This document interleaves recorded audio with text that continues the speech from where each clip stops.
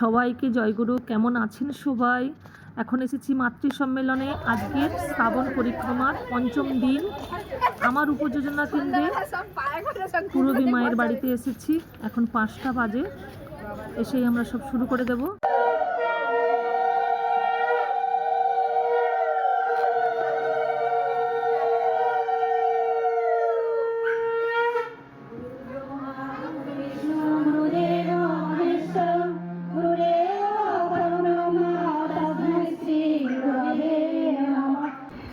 আজ শ্রাবণী মেঘে ছাইল গগন কাহার তরে রে, মা এসেছেন মোদের ঘরে, মা এসেছেন রে। আজ শ্রাবণ মেঘে ছাইল গগন কাহার তরে রে, মা এসেছেন মোদের ঘরে, মা এসেছেন রে। মা এসেছেন, মা এসেছেন, মা এসেছেন, মা এসেছেন, মা এসেছেন রে। মা এসেছেন মোদের ঘরে, মা এসেছেন রে। আজ শ্রাবণ মেঘের ছাইল গগন কাহার তরে রে, মা এসেছেন মোদের ঘরে, মা এসেছেন রে। আমি প্রার্থনা করি। এরপর আসছি আমরা ইষ্ট প্রসঙ্গে। ইষ্ট প্রসঙ্গে কুহেলি মায়ের কাছ থেকে আমরা ইষ্ট প্রসঙ্গ শুনবো। কুহেলি মা সত্যি খুব কম দিনে ঠাকুরের দীক্ষিত হয়ে কেমনভাবে ঠাকুরকে ধরে চলেছেন, সবাইকে নিয়ে চলেছেন সঙ্গে সঙ্গে, তার কাছে আজকের আমরা ইষ্ট প্রসঙ্গে শুনবো। জয় গুরু।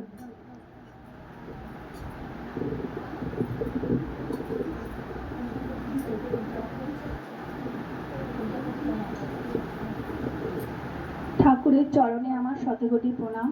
পরমারাধ্যা বড়মার চরণে আমার শতকোটি প্রণাম। পরম পূজ্যপাদ বরদার চরণে আমার শতকোটি প্রণাম। আচার্য দেবের চরণে আমার শতকোটি প্রণাম এবং ঠাকুর পরিবারের প্রতি প্রত্যেকের চরণে আমার শতকোটি প্রণাম।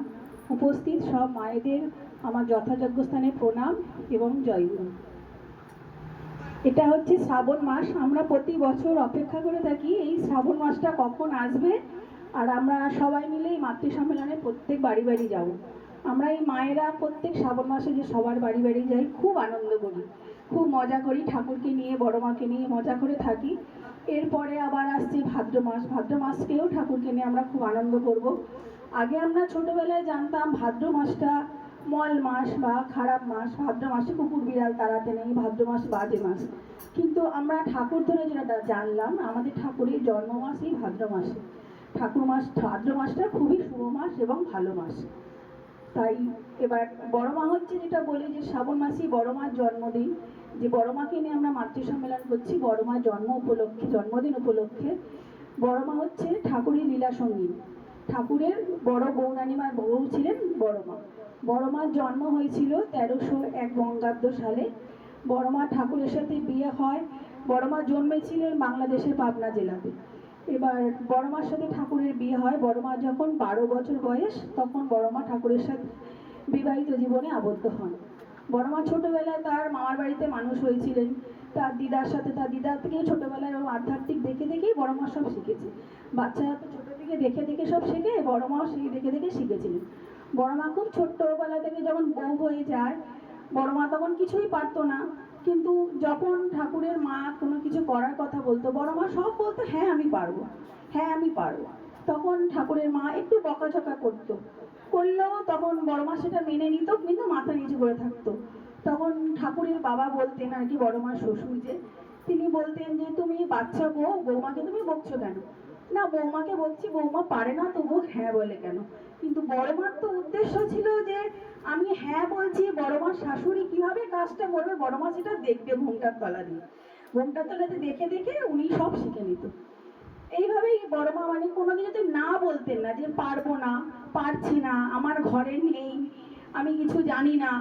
সব কিছুই বড় মা মানিয়ে নিয়ে চলতো। আর বড় মার যে সন্তান শুধু যে বড় মার ছেলে পুলেরা তা নয়, গোটা বিশ্বের জননী মানে সকল সন্তানই বড় মার সন্তান। এমনও দিন যায়নি যে বড় মা কাউকে না খাইয়ে ফিরিয়েছেন ওখান থেকে, মন্দির আশ্রম থেকে। আশ্রমে যারা যেতেন, যেভাবে পারতো বড় মা সবাইকে মানে সন্তুষ্ট করে খাইয়ে, কিছু না থাকলেও তেমন করে খাওয়াতো। আর ঠাকুরের দয়ার কথা তো বলার শেষ নেই। আমরা যারা ঠাকুর ধরে আছি তারা জানি যে ঠাকুরের কি মানে অপরিসীম মানে দয়া পাওয়া যায় ঠাকুর ধরলে। সে ঠাকুর যারা ধরেছে তারা জানে। আমার বড় মায়ের ডাকে বিশ্ব জগৎ জাগে, আমার বড় মায়ের ডাকে বিশ্ব জগৎ জাগে, তোমার বিষয় নেই গো তুলনা। মা লক্ষ্মী মা, জগৎ জননী বড় মা।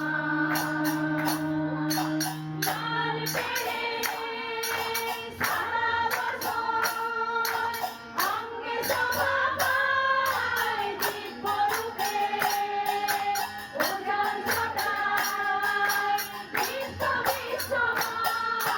লাল পেড়ে সারা বছর অঙ্গে শোভা পায় দিব্যরূপে, ওজন ছটায় বিশ্ব বিশ্বময়।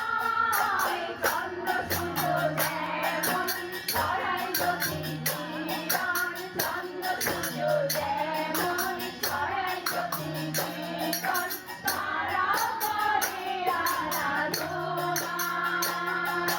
মা লক্ষ্মী মা,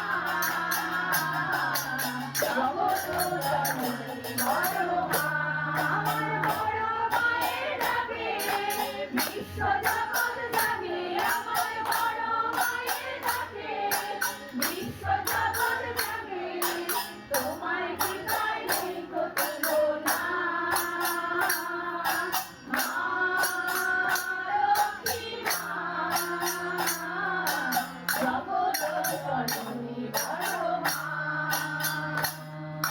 বিশ্ব জুড়ে সবার প্রাণে তোমার অধিষ্ঠান, হতাশ মনে জাগাও আশা, করো সাধনার অবসান। বিশ্ব জুড়ে সবার প্রাণে তোমার অধিষ্ঠান, হতাশ মনে জাগাও আশা, করো সাধনার অবসান। মরি মোরে বুঝিয়ে তোমায়, ভক্তি ভরে বুঝিয়ে তোমায়, দূরে পালায় পিতার যাতনা। মা লক্ষ্মী মা, জগৎ জননী বড় মা। আমার বড় মায়ের ডাকে বিশ্ব জগৎ জাগে, আমার বড় মায়ের ডাকে বিশ্ব জগৎ জাগে, তোমার কৃপায় নেই গো তুলনা। মা লক্ষ্মী মা, জগৎ জননী বড় মা। বলতে আমার আর লোভ সামলাচ্ছে না।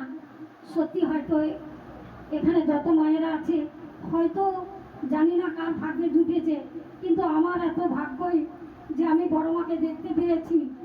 দেখতে সত্যি যে অপূর্ব, সে বলার মতো নয়। এই তখন কি বলবো, একটা ছোট্ট আসনে চেয়ারে বসা থাকতো, নিচে একটা পদ্ম ফুলের মতো একটা আসনের মতো থাকতো, তার চরণ দুখানে থাকতো। বর্দাই পূজ্যবাদ বর্দাই সব কিছু পরিচালনা নিজে খাওয়াতেন, নিজে করতেন। তার পরিচালকা আমার স্বামীর বাড়ির পাশেই থাকতো। তারই সোহাগে বৌমা, আমি আজকে ঠাকুর বাড়ি, আমি বড়মার ঘরে যাচ্ছি, তুমি যাবে নাকি? আমি না দরজার মুখে দাঁড়িয়ে দাঁড়িয়ে শুধু দেখতাম। কি অপূর্ব সুন্দর, বইতে পড়ে কি সত্যি সুন্দর, মানে দেখার মতো।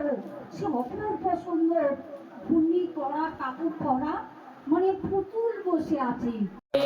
ছাড়ো রে মন ভবের আশা, অলপা নামে করো রে নেশা। রাধা বল রাধা বল, রাধা বল রাধা বল, রাধা বল রাধা বল, রাধা বল রাধা বল, রাধা বল রাধা বল।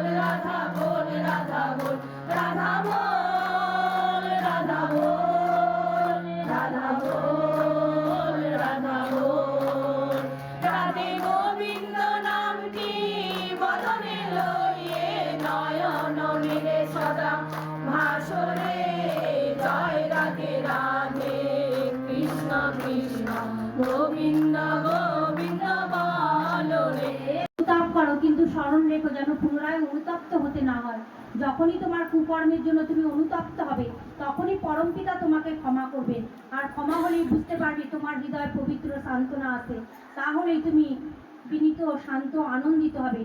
যে অনুতপ্ত হয়েও পুনরায় সেই প্রকার দুষ্কর্মে রত হয়, বুঝতে হবে সে সত্যরই অত্যন্ত দুর্গতিতে পতিত হবে।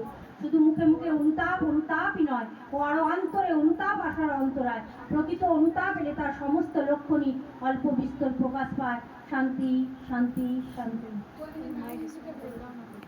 হইতে পার মেয়ে আমার, তোমার সেবা, তোমার চলা, তোমার চিন্তা, তোমার বলা পুরুষ জনসাধারণের ভিতর যেন এমন একটা ভাবের সৃষ্টি করে, যাতে তারা অবনত মস্তকে নত জানু হয়ে সসংগ্রামে ভক্তি গদগদ কণ্ঠে মা আমার জননী আমার বলে মুগ্ধ হয়, বুদ্ধ হয়, তৃপ্ত হয়, কৃতার্থ হয়। তবেই তুমি মেয়ে, তবেই তুমি সতী। দয়াল জানে ঠাকুর